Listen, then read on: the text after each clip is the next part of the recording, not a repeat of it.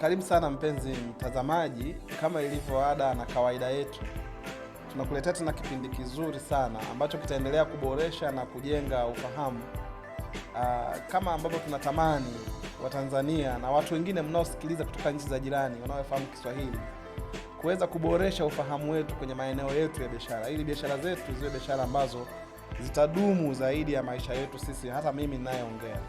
Karibu sana uungane na mimi. Leo tunakwenda kujifunza, somo la sasa hivi ni kwamba namna gani utapata matokeo mazuri kwenye kazi unayoifanya.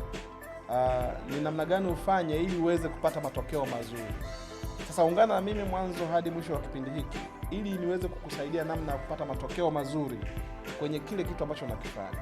Karibu uwe na sisi mwanzo hadi mwisho.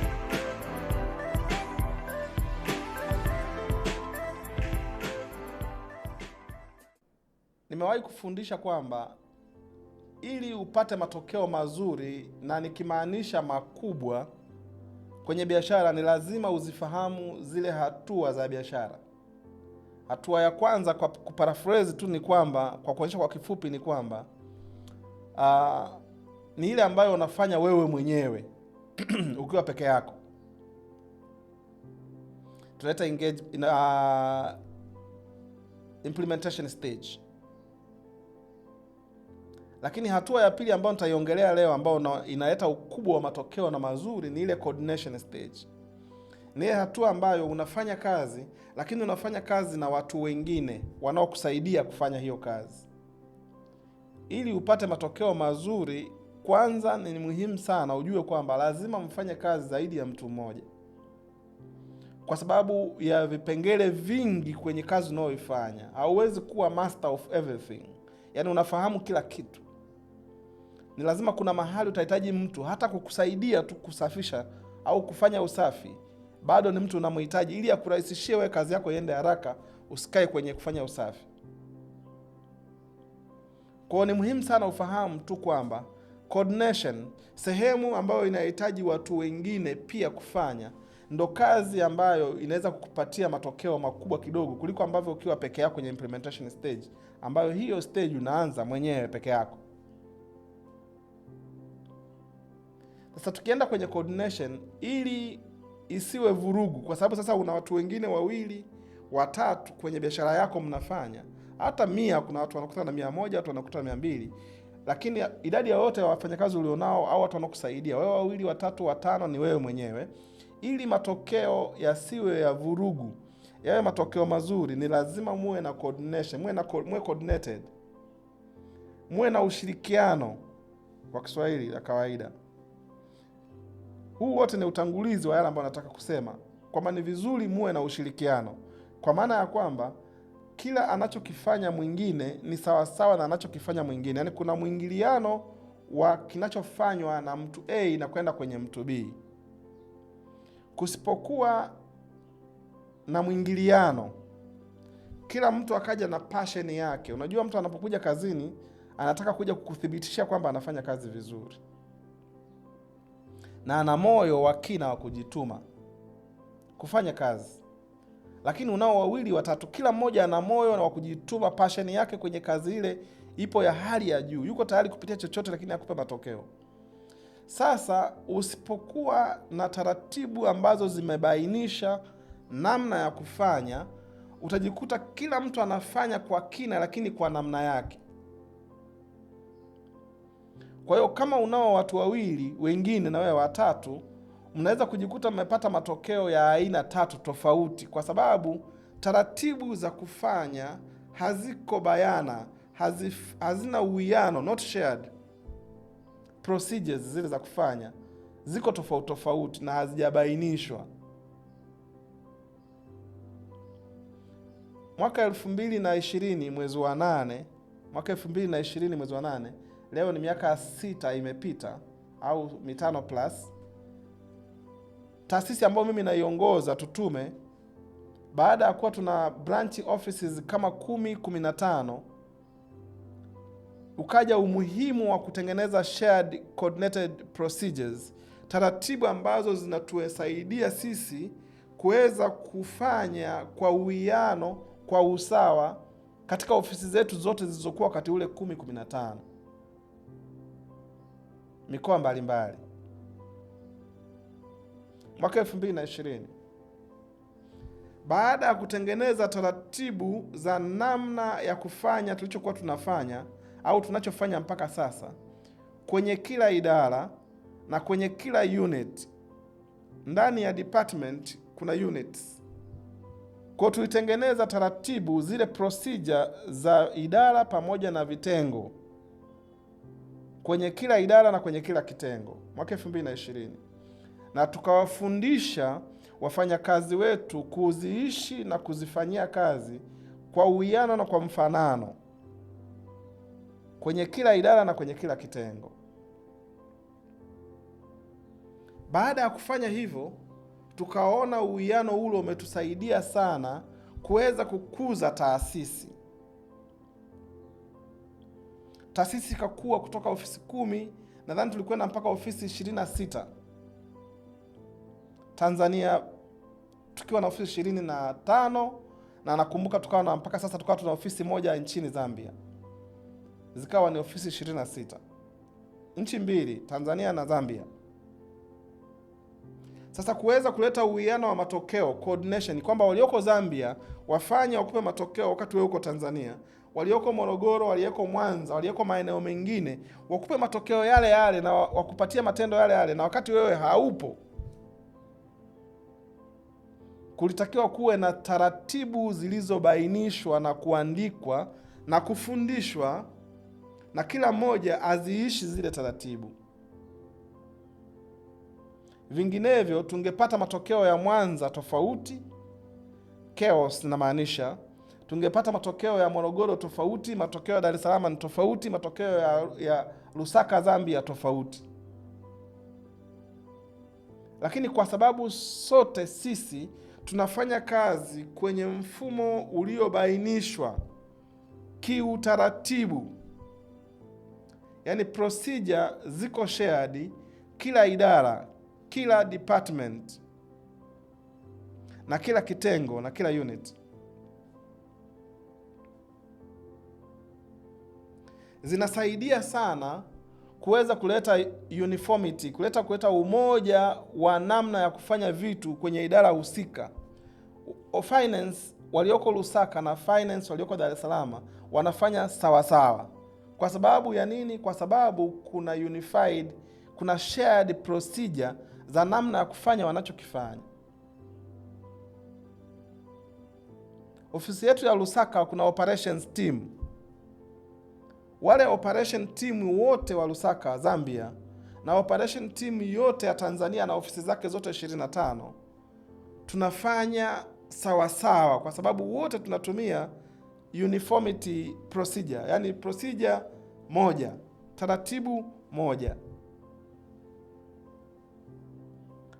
Kila mtu anajua namna ya kufanya kinachotakiwa kufanywa. Kwa hiyo inarahisisha kuleta ule umoja wa utendaji na mfanano katika utendaji. Sasa ukishaweza kutengeneza shared procedure, ukawapatia wafanyakazi wakawa engaged, inakusaidia sana kukupatia matokeo ambayo ni chanya, lakini inawapatia wafanyakazi kujiona kwamba wanamiliki, ni sehemu ya umiliki wa biashara ile, kwa sababu sasa wanajua cha kufanya. Wasipojua cha kufanya, ni lazima wamuulize mtu, hapa ninafanyaje bwana? Hapa ninafanyaje? Sasa mimi ni mtu mmoja, mwanzilishi na mmiliki wa taasisi, haiwezekani hata kama na mwanzilishi mwenza kuweza kuwa coordinate watu zaidi ya 1000, haiwezekani. Lakini kukiwa na procedure ambazo zinaelekeza namna ya kufanya unachokifanya, chochote kile kwenye idara, kwenye unit, haijalishi idadi ya watu. Ndio maana unaona mataasisi makubwa yako dunia nzima, lakini ukienda ofisi yao ya Marekani na ofisi yao ya Tanzania wanafanya sawa sawa. Iwe anauza chakula, iwe anauza mafuta ya petroli, ya dizeli, taratibu na muonekano na muundo na kila kitu kiko sawa sawa haijalishi nchi. Hata kama ni kinywaji kinazalishwa Tanzania, lakini kinazalishwa South Africa, kinazalishwa pengine Kenya, na kinazalishwa Marekani au Ulaya, kama ni kinywaji kimoja, kitakuwa na mchakato, pengine ladha na utaratibu ule ule. Kwa nini? Kwa sababu wote wanafanya kazi kwenye mfumo ambao umebainishwa tayari na taratibu zilizobainishwa. Kwa hiyo inawafanya Watanzania wanaozalisha hapa wajisikie kama na wao ni sehemu ya hiyo taasisi kubwa. Sense of ownership inakuwa kubwa kwa ndani ya wafanyakazi, kwa sababu wanajua wanachofanya, wanajua namna ya kufanya wanachotaka kufanya. Ukishafanya hivyo ndo utapata matokeo ambayo watu wengi huwa mnayatamani. Watu wengi huwa mnayatamani kwamba natamani kuwe na consistency. Yaani ilivyofanywa jana iwe sawasawa na ilivyofanywa juzi, sawasawa na itakavyofanywa leo, sawasawa na itakavyofanywa kesho kutwa au kesho.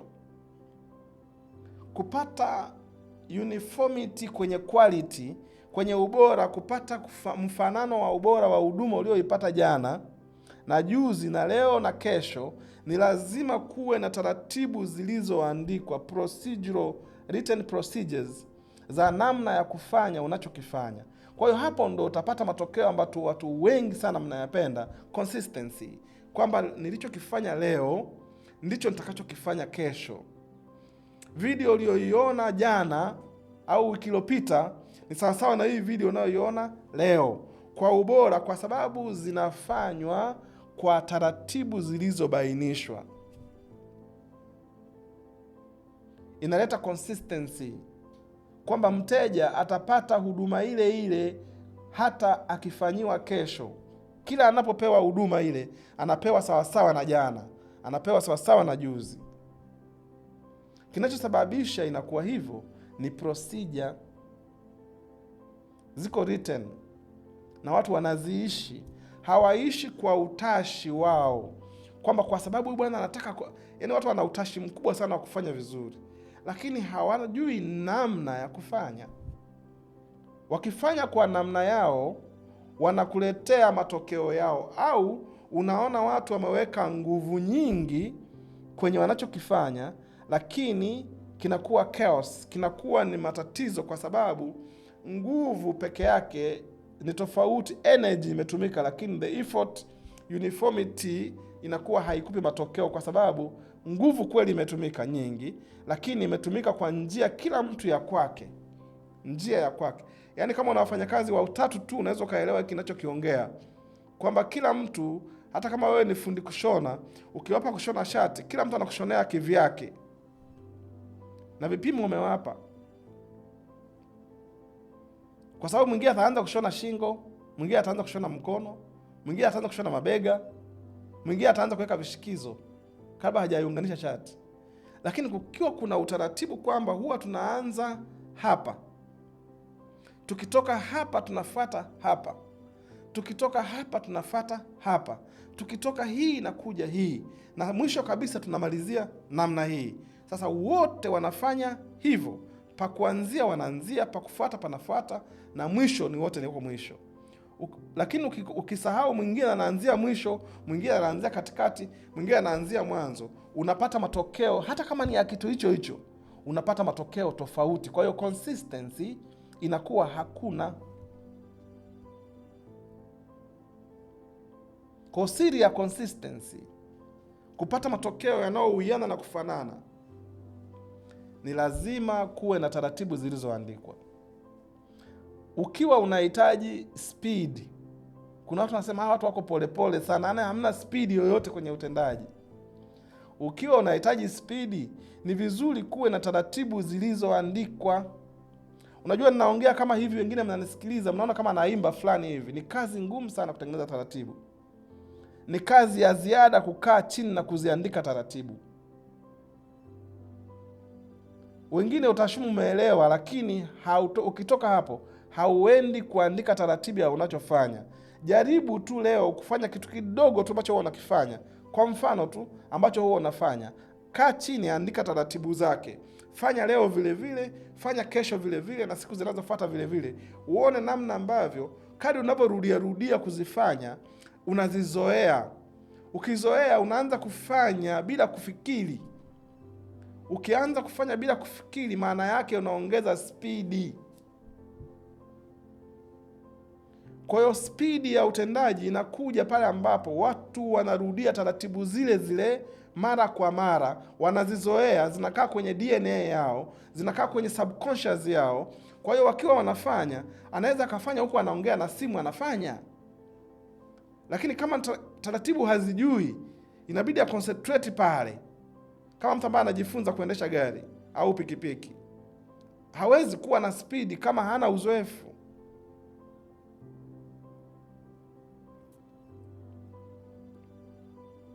Uzoefu wake unakuwa limited. Anaambiwa unapojifunza pikipiki au gari, jifunzia kwenye spidi ya 20 kwa saa.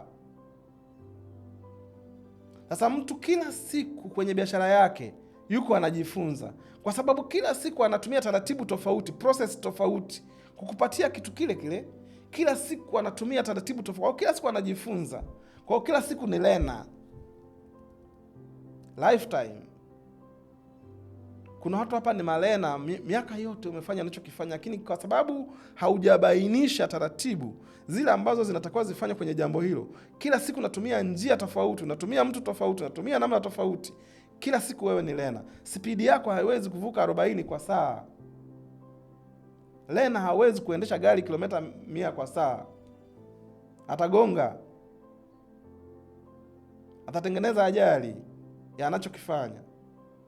Kwa ili upate spidi ya kutosha, ni vizuri kuziainisha na kuziandika taratibu. Ukiziandika, watu wakizirudia rudia kuzifanya, anafanyaga vile vile, kila akifanya anafanya vile vile, inahama kutoka kwenye conscious inahamia kwenye subconscious, nyuma ya ubongo wanasema. Anaanza kufanya bila kufikiri, matokeo yake spidi inakuwa kubwa. Spidi inakuwa kubwa. Kwa hiyo ukitaka kuongeza spidi, andika taratibu za utendaji kile kitu unachokifanya. Lakini ya tatu, faida ya tatu ukiandika taratibu, nimeshasema mwanzoni, unawapa watu sense of ownership. Unawafanya watu wajisikie kwamba wako mahali wanapotakiwa kuwa, kwa sababu wanafahamu ni nini cha kufanya. Hakuulizi, anakimiliki na kuwa chake. Hakupigii simu kukuuliza nifanyeje hapa, nishone vipi hii shati, nipike vipi, niweke kiungo gani leo. Hakupigii simu nitangulie kufunga nini, nitangulie kufanya kitu gani. Hakuulizi, kwa sababu taratibu zimebainishwa na zimeandikwa. Kwa hiyo zinamfanya ajisikie kama yeye anakuwa anajiona yeye ndio mmiliki, kwa sababu anakuwa na maamuzi. Na hiyo unapata faida ya watu kujali na kuthamini kile wanachokifanya. Anaanza practice care, kwa sababu anataka afanye sahihi na anajua taratibu za kufanya.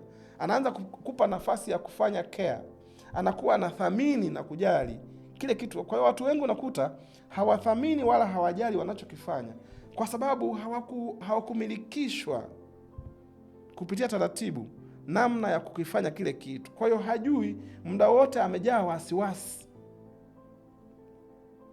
Sijui nitakosea, sijui hapa nitapatia, sijui nikifanya hivi nitakosea. Kwa hiyo muda wote yule mtu umemwachia kazi pale, anafanya kazi kwa wasiwasi ya kukosea, kwa sababu hakuna taratibu zilizoandikwa zinazobainisha nini cha kufanya kwa wakati ule. Na hapa ndugu zangu, ninachokiongea ni kwamba haijalishi size ya biashara yako. Inaweza ikawa ni biashara kubwa sana, inaweza ikawa ni biashara ndogo sana.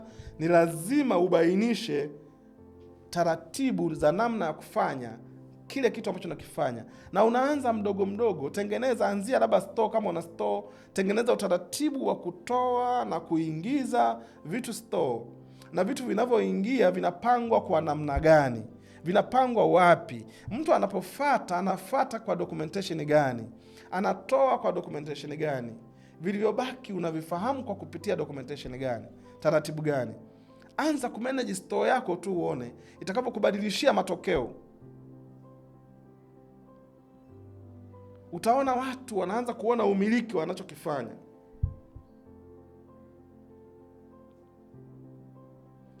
Lakini kingine ambacho ni faida ya kutengeneza hizi taratibu, inajenga uaminifu, trust. Inajenga uaminifu kati ya wewe na ambao unafanya nao kazi. Ni rahisi sana, kwa Kiingereza wanasema delegate. Unaweza ukampatia kazi akafanya mahali bila kumsimamia, kwa sababu si unamwamini, anazijua taratibu na umeshamuona akizifanya mara kwa mara. Kwa hiyo unawaachia watu kazi ukiamini watafanya sawasawa na vile unavyotaka, kwa sababu taratibu zimebainishwa. Sasa unakuta watu wanatafuta tu uaminifu. Mtu sio mwaminifu kabisa. Sio uaminifu kabisa. Kila mtu sio mwaminifu. Wewe mwenyewe sio mwaminifu kama hakuna taratibu.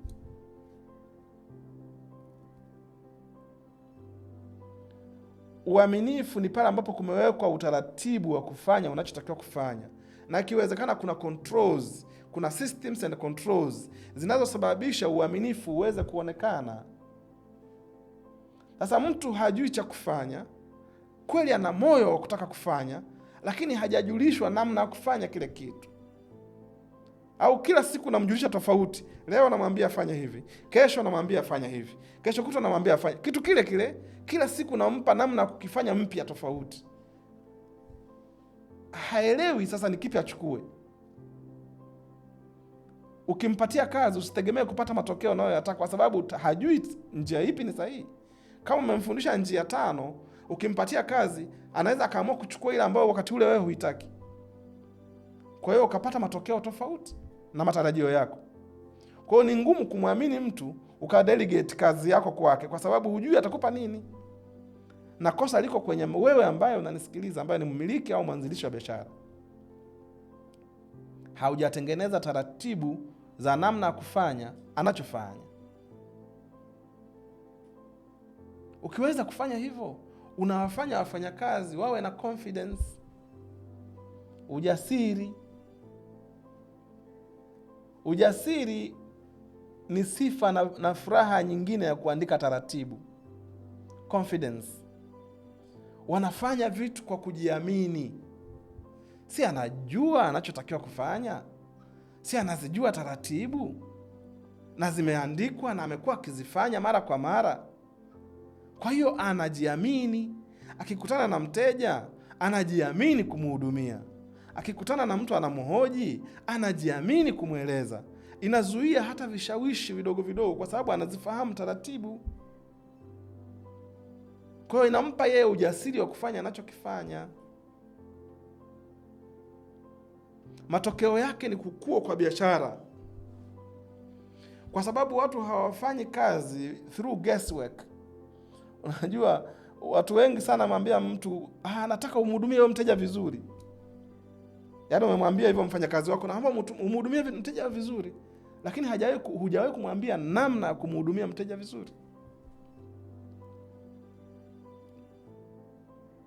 Lakini ukimwambia kwamba akija mteja hakikisha umemwangalia machoni, hakikisha unapoongea unamtizama, na itikia kwa kutikisa kichwa.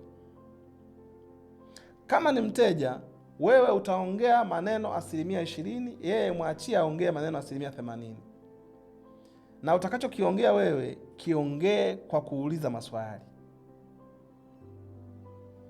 Tabasamu muda wote. Usiweke mikono mfukoni.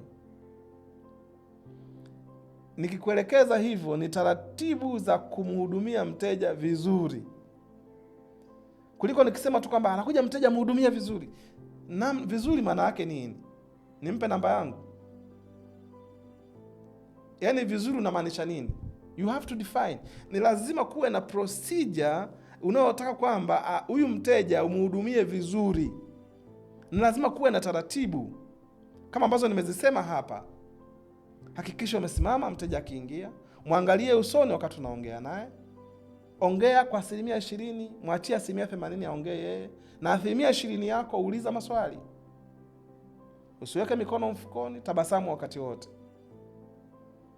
Ni maelezo yako clear, yanaeleweka, kila kitendo kinajulikana, kuliko nitumie neno la jumla kwamba hakikisha unamhudumia mteja vizuri bila kumpa mtu utaratibu. Matokeo ukifanya haya ambayo nayasema hapa, matokeo ya biashara yako yanakuwa makubwa, unakaribisha ukuaji. Ni game changer. Tumeona sisi kutoka kwenye ofisi 10 mpaka 20 na kitu, kutoka nchi moja kwenda nchi zingine za Afrika, ni kwa sababu kumekuwa na utaratibu wa kufanya kila kitu kinachotakiwa kufanya, na watu wanaona umiliki wa kile jambo. Kwa hiyo hata usipokuwepo Mwanza, staff wa Mwanza anajisikia kufanya kwa uadilifu na kwa uaminifu, kwa sababu anajua nini cha kufanya.